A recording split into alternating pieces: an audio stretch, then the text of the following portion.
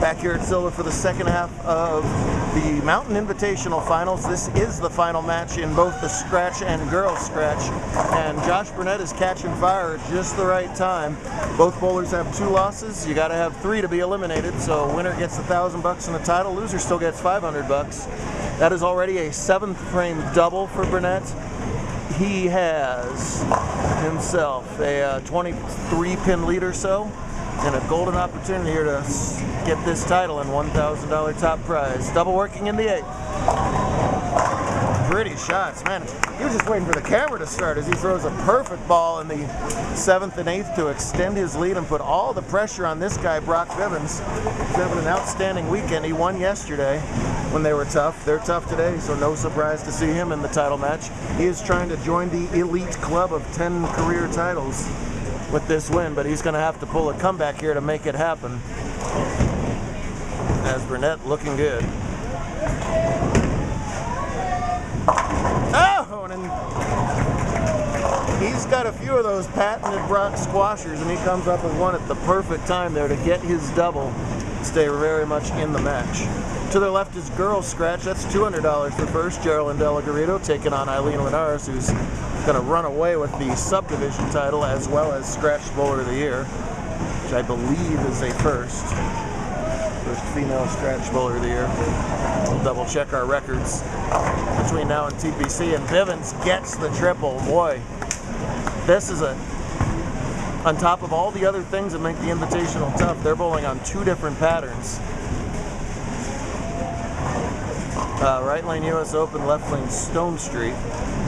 And each got a ton of play on them, so I don't think anyone's terribly easy at this point. Definitely the right lane's tougher, which makes this a giant shot for Burnett in the 9th. And he answers with a Brooklyn break of his own. My goodness, what a fortunate time for that. Oh, about 6 months ago, Josh couldn't stop finishing in 4th place. It was 4th and 4th and 4th and 4th and 4th, and then he finally broke through for that title at Pohaki. Pohaki's where he won? Texas is where he won. I'm sorry, yes, out in Whitewood. And now might have just wrapped up the Invitational with that ball. The best Brock can do is 221. That puts him in the 230s with any kind of count. I think that strike just won it. Which will be really in my face because I told him that he did the silliest thing I've ever seen. He got that win largely in part to a Brunswick edge from the 1970s, and he didn't even bring it this weekend. What are you thinking? Obviously, he was thinking exactly the right thing. As that holds dead flush, and Josh Burnett's going to win the Invitational. Wow. From non-winner to 2-time champ with a major in the span of a couple months. How about that?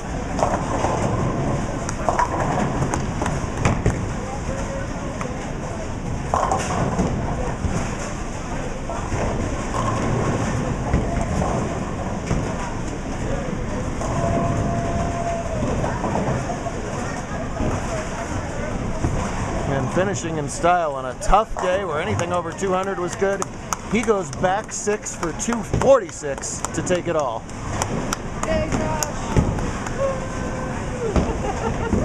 So we've well established that Brock is a honorary samurai with the current hairdo. Do you know what a seppuku is? The traditional ritualized offing oneself when things don't go your way. So we hope that Brock will at least just slice off a lock of hair, not anybody's. No, Brock's one of the nicest kids you ever want to meet, and so is Josh for that matter. So, how so?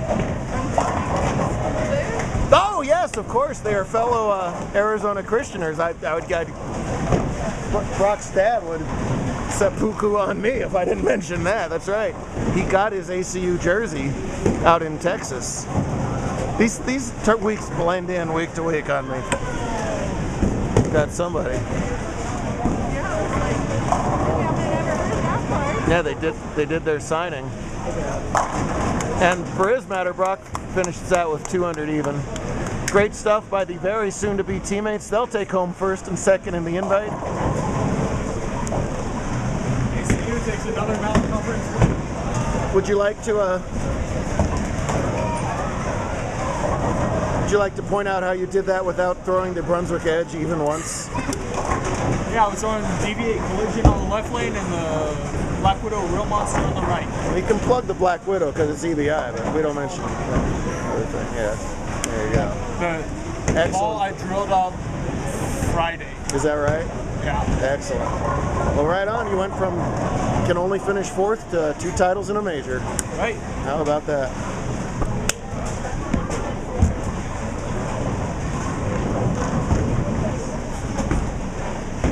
All right. Earl scratches left, and Geraldine is the one prolonging the agony here because she qualified for girls scratch for U17 and went all the way to 4th in the main division. Could have bowled both matches at once, but no. Just wanted more camera time to delay my Sunday by 15 more minutes. Pick it up, pick it up. That's her second open in 4 frames. That gives her 55 through 4. Eileen clean without a double. Kind of the once and future of the girls division here as Eileen is aging out this year. Old lady Eileen around here, yep. But doing it with a bang. 6 Mountain Conference girls wins this season. Scratch Bowler of the Year like we talked about. Yeah. And Geraldine is definitely on the short list of ladies that are going to fill that vacuum next season when Eileen doesn't take all those wins away. She's already got a couple of her own, Geraldine does, meaning, and in U17 as well. She had that exciting 1-0 U17 win back in Texas. It's very good. Yep. Very good. Oh, you got to go clock in now? Yeah. You gotta go to work? I gotta go all the way to 10 pins now. Oh, fun stuff. That's the humbling nature of bowling. If Jason was here, I would be bowling at 6. Sports shop. Really?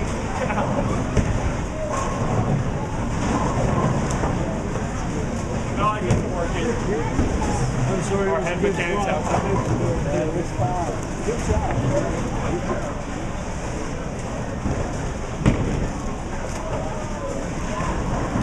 Trickiest spare she's left so far to stay Dutch and therefore stay in the lead by about 26. Main spare ball. There you go. All right.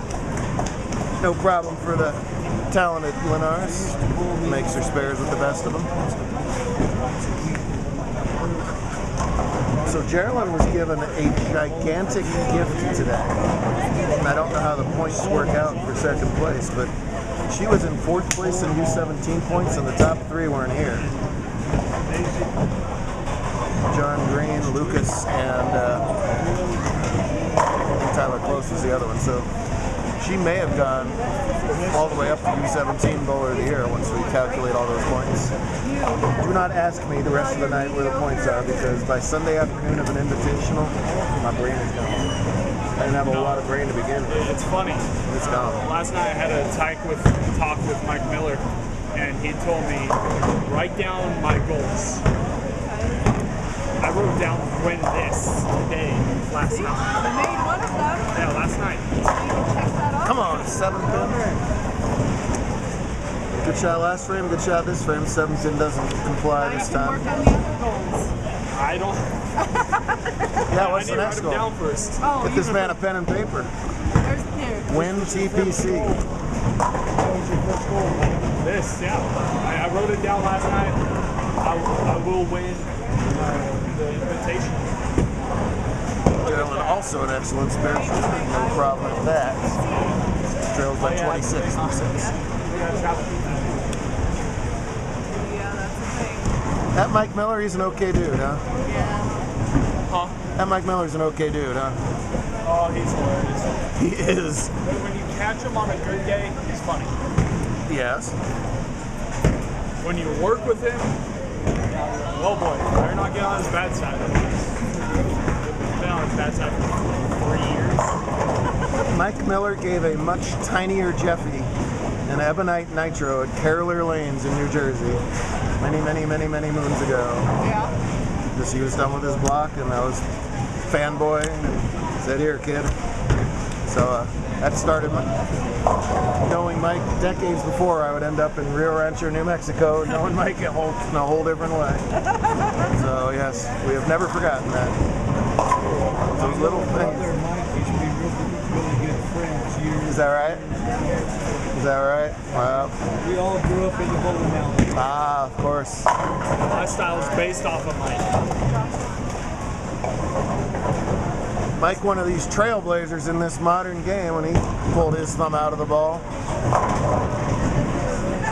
There weren't too many that did it when he did it. Today, it's unusual to put your thumb in the ball. Very true. We've been keeping track of that all year in the scratch division of when they make the cut, how many thumb in and how many thumb out make the cut. And it's been 50-50 or better thumb out almost every time. Unbelievable. The game has just turned on its ear. Until they hit 55. And their spine goes, and that's the end of that. And they're like, oh, I gotta go back to thumb in. Oh man, if anything, I'd go back to a wheelchair. There you go. Meanwhile, Eileen is no longer Dutch in a good way. She doubled into 6 and 7. Delagredo trying to match it, and she does. Almost always that smile on her face. The one they call Sugar. I don't know any nicknames for Eileen. I'm not a winner.